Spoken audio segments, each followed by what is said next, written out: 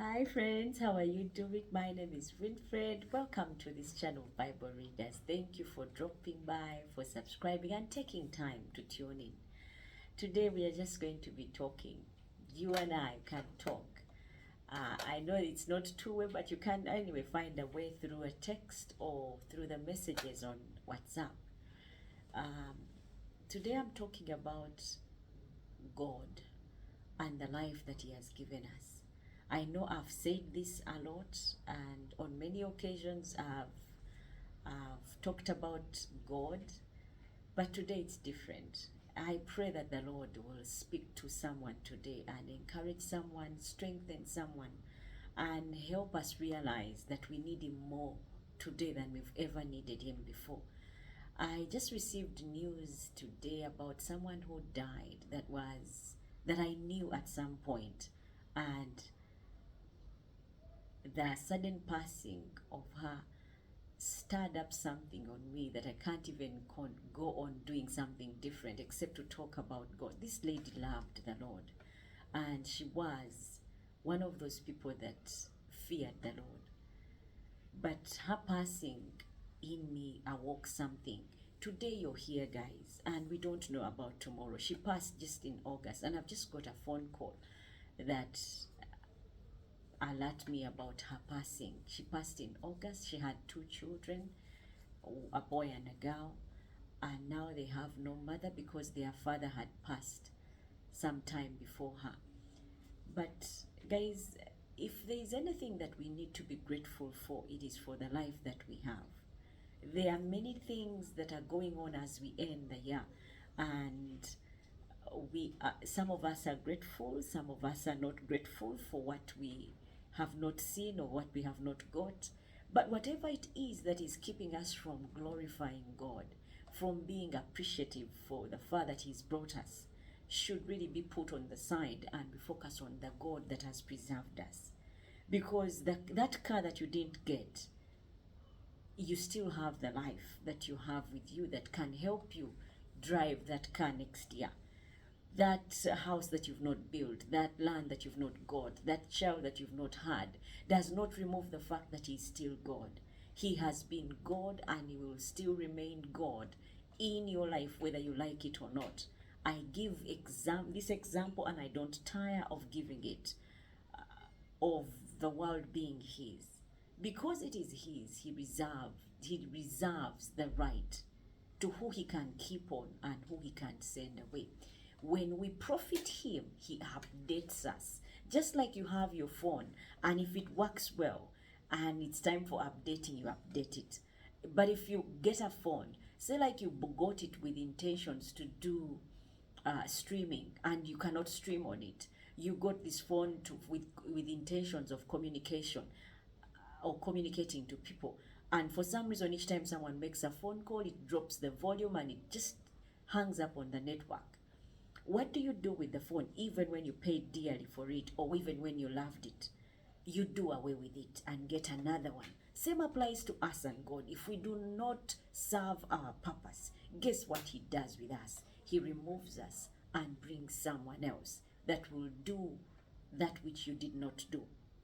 But again, there is us completing that which God created us to do.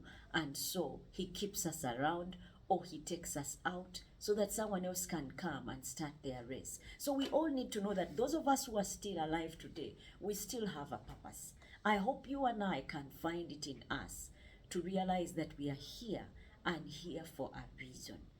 You're taking in the breath you have today. If God only reduced on the air that you're breathing in, my friend, you would struggle and straight away look for a doctor to have that fixed. But He gives us that air freely every day. Even when you don't see what He has done for you in the day, be grateful, because the battles that He has fought for you to be there today are intense and immense.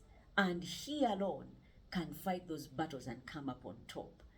But each time we forget and look at the material things that we didn't get and complain, guess what we do? We become a disappointment. It is like this phone that doesn't know that its owner has bought a new battery for it so that it can function better, because before it had low battery, or it had a poor battery, and it was dropping power all the time. But because the owner buys a new battery and recharges it, and it functions right, the phone can go on thinking the owner is useless, forgetting without the owner charging it, it can't function. We cannot work or do anything without God. He is the air that we breathe. He is our daily bread. Guys, even when you don't drive that car, I mean, when the year starts, we all have these goals that we write down and say, by the year end, I want to build a house, I want to get married, I want to have children, I want to have a child, or I want to get a new job, I want to be, promoted at work, I want to go to another class. Say like you didn't even get to any of those things. But the fact that you're here today is reason enough for you to turn to your God and spend time with Him. He's always longing to spend time with His creation. Just like the people who manufacture phones, they do not manufacture them and hang upon them or give up on them. They always monitor to see how are the phones that they put out functioning in public. And if they find they are not functioning right, they pull them back. I've got several tabs in my house for my kids. They kept on saying Play Store stopped working. Why? I don't know why that is. But once it does not, it stops working, the phone stops functioning as it should, and you actually cannot download anything anymore or play or get those games online. Why? Because one function, one app is not working right. Now, same applies to us. When we those manufacturers of phones, call them back. They keep on closing up on these apps until you hang up on that gadget, whether it's a phone or a tab, and get another one. That's how they phase them out. Same applies to us. When we sin, God removes His hand of protection from us, and so we find ourselves sick, we find ourselves struggling in lack, failing at life, and all these other things coming in and having a chance or a go at us. But when we walk closer to God, when we do that which we are supposed to do, guess what happens, guys? He prolongs our life. He keeps us in good health. And this does not mean that bad things will not happen, but He is with us through them, and so that we have a soft landing, as opposed to not Him being with us. And so we go through life hustling, and by the time we die, we are old, way tired and wrinkled. The Bible talks about Abraham. The man his bones were still strong even at his old age. He's the one who satisfies our lives with long life. And the Bible, remember, as well says that why do we want to die before our time? So that means there is a time set out for all of us, but we can die before it. Why? When we tolerate sin, when we are walking away from God. An example is fish. A fish, its domain is in the water. Take it out of water, its lifespan will be shortened. I mean, it will survive for a few minutes. Same applies to us away from God. We will seem like we are making it. It will seem like everything is okay. But like that fish, our air will still slowly be cut off. The fish can only survive or live longer. I'm not saying it will not die or meet its death. It would, but it would live longer if it stays in its domain, in the water where it's supposed to be. But outside the water, then it would die before its time. Give it few minutes, it can't even spend a day outside water and be okay. Why? It left that place where it was supposed to be. Same applies to us. When we leave God, I mean, life can seem like it's working out. We are enjoying. But then you're creating these deep holes that will keep on sucking you dry. You go seeking for alcohol, for sex, for drugs, for all these things, for things, material things to fill ourselves. That's why you find some people having so many cars. You know, he's got Benzes, BMWs, he's got all these, but they are still empty. Why? They think when they get these things, they will be maybe satisfied, they will be complete, and continue finding that that hole gets bigger and bigger. The longing, because our souls long for our Creator, that we get closer to He that created us, away from Him. Even when we get all the things of the world, we'll never be complete, we'll never be satisfied. That is why you see people burying themselves in alcohol, in drugs. I mean, they give a high, but that's a temporal high, and once it wears off, you go back to the same hole that you were in before, and you want the world to swallow you. That is why you find even the rich people hanging themselves or killing themselves. I mean, there's so much that can cause us to want to be out, yet the world looks on us as though we have made it. Now, the only way we can be guaranteed of a fulfilled, satisfied life is when we walk with God. You can choose today to be like, you know what, I'm returning to my Creator. A fish back in water, it is okay, it will breathe. In the water is the food it needs. In the water is the air it breathes. In that water is the warmth that it needs, the right temperatures for it to survive. Out of it, everything is messed up and it does not work right. Now, also us in God is our provision, our protection, our defense. I mean, I've seen God fight for me and speak for me in places that ideally I would not be able to speak for myself. Fight for me in places where it was not a fair fight, but God has come in. Why? I've chosen to take Him on board. I pray that someone today is encouraged to work on their relationship with God so that God can come in and take over. He's longing, guys, to connect with His creation. That is His desire, that He will connect with His people. And each day that passes by, you just purpose today that I'll spend time in prayer today at this time, and do it again the next day. Trust me, the following day you will find God Himself waiting for you. I mean, there are times I've purposed to wake up at a certain time and pray and set the alarm, but because it's in my own strength, that alarm goes off the first day, the second day, and I feel tired. But when I'm just about to hand in the towels, guess what happens? I find God Himself waking me up. At least something just hits the window and I find myself awake, or my kids come in, or something, because God is longing for that relationship with His people. He wants us to connect, and each time we connect, it's like the phone meeting the charger and charging up and functioning right. Without the battery, it keeps on flickering. Low battery, please charge. Yeah, but when we charge, then the phone rests and it stops saying that low battery, please charge. For it to function right, it has to be fully charged. Without charging, some functions will not work right, or it will try and conserve on the battery until it dies completely. Now, same applies to us. When we do not spend time connecting with our God, reading the Word, we run on empty batteries. Guys, we cannot function. This world is cruel enough, and without Him, there's no way we can survive. But with ourselves buried in prayer, seeking to know and connect with God, He will find us. He will connect with us, because that is His desire. I mean, we've been reading in Chronicles, even when Hezekiah a king, even when David a mere king, you know, before there was protocol to be observed, where it was the priests, the Levites, who were supposed to go before God on behalf of the people. But when the people mobilized themselves and turned to their God, He had them.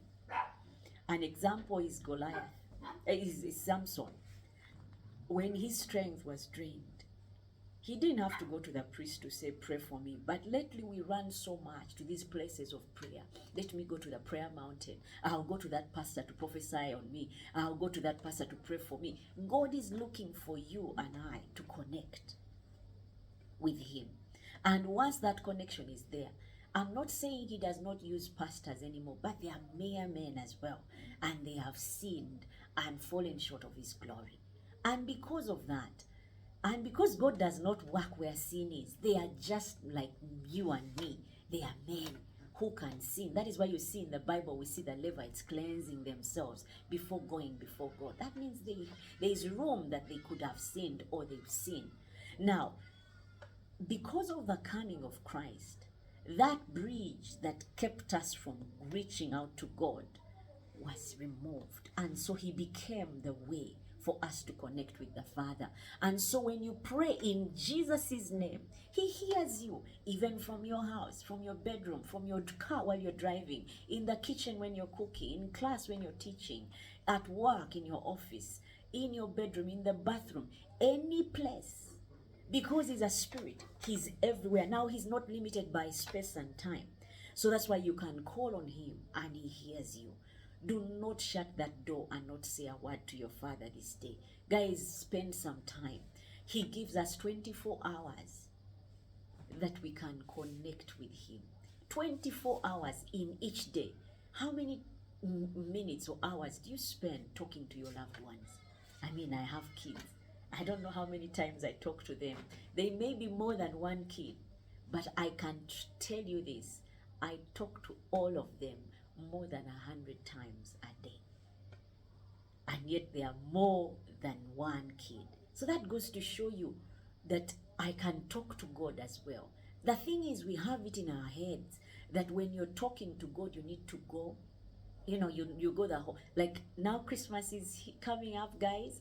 Those who have never been to church are going on Christmas Day to pray. And that's something we do in Uganda. That is something we practice religiously. I can skip church all year round and then go on that particular day, which is Christmas, and go to church. God is longing that through the 365 days that he's given you, you spend time with him. I'm not saying go and sleep at church. Make time, even at home. As you're driving your car, give him the day. Say, Father, come and be my guide. Come and be my light. That is enough. I mean, he's not deaf that he cannot hear you. Neither is he blind that he cannot see you. God sees us, he hears us, and he understands. Now, because he's understanding, he knows that you have to go to work. He knows you have school. He knows you have that side hustle. He knows you have that family you have to take care of. And so he's not demanding of you your whole day. So anytime that you squeeze in there to say a word or two, be mindful that he's there, is what he's longing for. He needs to connect with us. I mean, we have phones. I keep on using the example of phones because many of us have gadgets. That phone beeps, boop. If it's a message, immediately, some of us immediately, even when you're doing something serious, you turn to the phone to see what has just happened. But how many times do we turn to our God? He can tell you, don't talk to her. All you have to do is say, God, thank you for today. Thank you for warning me on that one. God, I'm going in for a meeting. Please come and go with me. That is all. I'm not saying go spend a whole 5 hours in prayer. That is not also bad. But to walk in a relationship with a person, you're mindful of them. Many of us, when we are just fallen in love, you call that person every 5 minutes, or you drop a line or two here or there. Same applies to our God. He wants us to return to that place where he can connect. And if we walk close to God like that, guess what happens, guys? Before trouble comes, you are aware. I mean, he's that kind. If you have eyes and can see, he can see that something is coming. And because he sees it all, he knows it all. Remember, we are in his hands. He will warn you of trouble even before it comes. And he will protect you. He will provide for you. He will keep you satisfied. He will keep you safe and sound. That is what I had to say. Even in this festive season, if you don't have any reason to thank God, just thank him that you're alive today when there are so many people who have died. Thank him that you're not sick in hospital when there are so many people who are sick. Anything small happens to you today and now, then you would know the use of life, the use of that finger. If it were to pain, you can't sleep at night. It goes to show you how he has been good to you if you have no pain in your body. Even when you have pain, to be grateful that that pain could have taken you out because it has taken out others before you, but it has not. So you be grateful for every single thing. If we learn to be grateful to God for the small things, guys, our lives will be different. We will disarm the enemy and he will not use those things anymore as weapons to frustrate us, to deny us, to delay us. but they will become our stepping stones to higher grounds. I pray you're blessed, and until next time, bye bye and take care.